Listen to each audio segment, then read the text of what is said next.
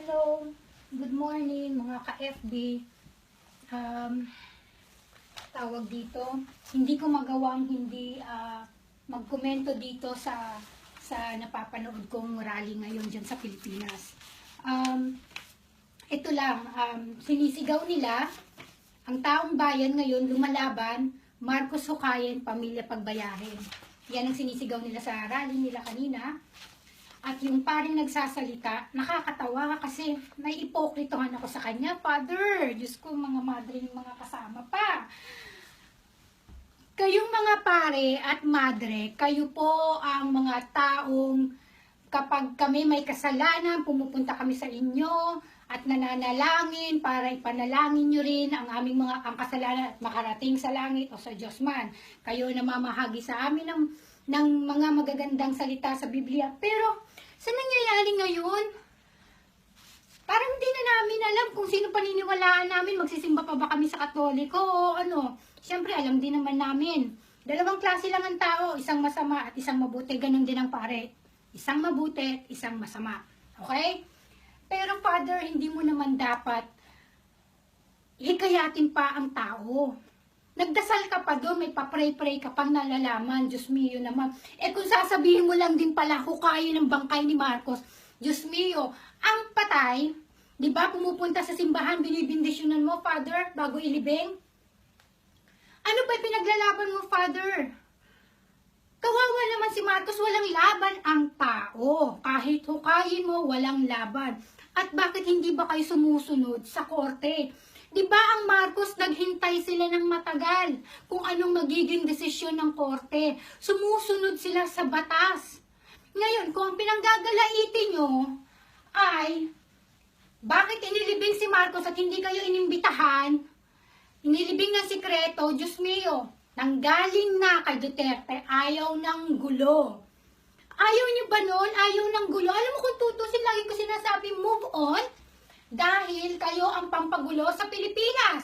Ang ekonomiya, yung babae nagsasabi, si Duterte nangako na ganito, pauunlad din ng Pilipinas, si Duterte, mga contractual o bla bla bla, trabaho. Hinay-hinay lang iha. Wala ka ba nakikita na pagbabago ni Duterte? Ano ba pinaglalaban nyo? Yung human rights, yung pagpapapatay sa mga adik. Hindi ko maintindihan naguguluhan na talaga ako Unang-una, isipin nyo ang Pilipinas. Bakit? Marami talaga mawawalan ng trabaho kung ganyan ang pinapakita nyo. Bakit? Mawawala ang turista. Buong bansa, mag-a-announce yan na huwag pumunta ng Pilipinas dahil sa gulo, sa rally. Sinong may kagagawan? Di ba kayo? Ngayon, ang ekonomiya na sinasabi mo, matatakot ng mga investor ng mga foreigner. Bakit? Dahil pag nagkagulo, tulad niya, maniwala kayo, i-announce dito yan na huwag pumunta ng Pilipinas. Sino ba nawawalan? Sino ba nawawalan ng negosyo? Di ba Pilipinas? Pampabagsak kayo ng ekonomiya. Ito lang sinasabi ko sa inyo, mga bulag kayo. Mother, like na mother din, bakit mo hinihikayat ang mga estudyante na mag-rally-rally walang alam ang mga bata? Pag nagkagulo, kawawa ang mga bata. Ano ba yan? Ganyan na ba talaga ang mga utak nyo, ganyan na kaluto ng mga dilawan? At yung mga babae nagrarally, na may mga poster na may mga nilalagay silang ganyan, ukinin na Marcos, meron pa silang mga sinasabi na yung mga estudyante nagproprotesta, ukinin na, kung ano yung may mga diktador, tapos may nakalagay na sign na date na. Ngayon, magre-reklamo kayo kapag binastos kayo ng mga Marcos at Duterte. Yung isa, nagdemanda pa, gusto niya pang mag-beg yung lalaki or what na humingi ng tawad sa kanya. Hello! Kayo ang nangunguna, kayo ang nambabastos. Marami kayong karatulang ginawa na pambabastos sa presidente. Ngayon, pag kayo binalikan, kayo nagagalit. Bakit? Maging patas, di ba? Ano yan? Parang wala kaming freedom of speech. Pag kami nagsalita against sa inyo, didemanda nyo kami kasi ganun, ganyan, nabastos kayo. Kayo nga lang babastos, di ba? Maski nga bata, dinadamay nyo kung ayaw niyong bastusin kayo, wag din kayong mambastos. Ang binabastos niyo naging presidente natin. Bukod doon, hindi naman tayo hinayaan ni Marcos, di ba? Alam natin yan, hindi tayo ginutong. Bago nga siya namatay, ang dami niyang iniwan sa atin. Tapos, ganito pa, bakit hindi niyo halukayin ang mga pamumuno ni Aquino? Ito ba nakikita niyo to? Itong mga batang to? Sa mga probinsya, ang mga bata dumadaan sa ilog. Ang mga Yolanda, alam mo dapat kayong mga estudyante, matatalino kayo pinag-aaralan nyo rin yan. Siyempre dapat nagdi-debate din naman kayo sa school, 'di ba? Lalo na yung mga private school, mga university, nagdi-debate kayo bago kayo umano sa ganyang klaseng rally. Pag-isipan nyo muna kung ano yung mga nagawa rin o ano man bago tayo pumunta sa rally. Kasi dito, alam mo yung Brexit, may mga pinamimigay yan. May mga pinamimigay silang leaflets. Eh, mga tao dito hindi naman gago di ba? Hindi naman sila matatalino tayo. Matatalino ang tao dyan sa Pilipinas, maski dito. Pag-isipan natin ng mabuti. Hindi yung basta-basta tayong papasok dyan na rally, may mga bata. Hindi pa ba sapat ang mga salita nila Enrile, ng korte, hindi lang sila abogado, matataas na abogado sila. 'Di ba? Ngayon, para manahimik na lang ang lahat ganito.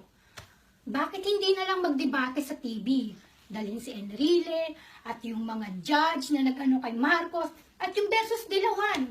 Tingnan na lang natin para matahimik na tayo maayos. And then i-broadcast sa buong Pilipinas. Debate para malaman natin. Kasi marami pang madadamay Maski mga bata pag nagkagulo, maraming masasaktan. Ngayon pag nasaktan, sino sisisihin? Mga pulis. Ano pa? Alam mo, ang dami nating dapat, kung gusto nyo umunlad ng Pilipinas, tao rin ang tutulong. Magtulungan na lang tayo. Kawawa naman si Duterte. Hindi isa lang yan.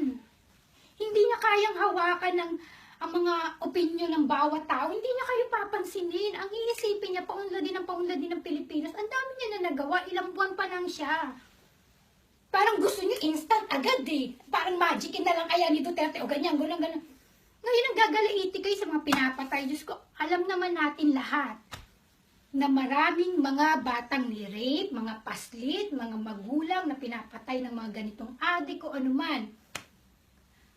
Diyos ko, sana mag-move on na lang lahat at huwag pupunta ng rally dahil nakakatanggap lang ng 500 piso. Pero ang nasa loob mo, si Marcos at si Duterte, dahil lang sa 500, nasaan yung dignidad mo dun? 'Di ba? Okay, kailangan natin yan yung lalo na yung mga nangangailangan, pambili na rin ng bigas yan. 'Di ba? Pero hindi niyo ba inisip na malaking gulo lalo na pagka sinama niyo yung anak niyo? 'Di ba? Sana mag-isip-isip na lang tayo. Mga Marcos, Duterte, alam nyo, hindi rin magtatagal yan Kasi, tingnan natin, gusto mo, bigyan natin ng 1 month yan, walang silang magdala ng ulam nila. Ulam, tingnan natin kung hindi matanggal din sa mga trabaho yan, mas inuuna pa nila yan. Sige nga, 1 month, fine, sige, magano kayo magano. Wala ba kayong trabaho? Tingnan natin kung hindi kayo tanggalin. Dahil, kung ako boss niya, sasabihin ko, sige, ano unahin mo, rally o rally o yung pagtatrabaho mo, sige, mag-rally ka dyan, tingnan ko lang kung meron kang papakain. Pangkain mo sa sarili mo. Peace na. Tama na. Move on na tayong lahat. Para umunlad ang Pilipinas. Move on lang. Bye-bye. Marcos, peace.